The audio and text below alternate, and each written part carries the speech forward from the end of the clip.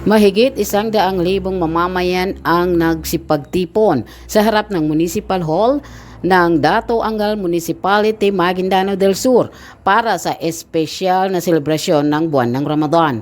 Pinangunahan ni Mayor Nathaniel Midtimbang at Vice Mayor Stephanie Joy Uy Midtimbang ang kaganapan na may kasamang kamanghamanghang palabas ng paputok at magandang pailaw sa gusali ng lokal na pamahalaan.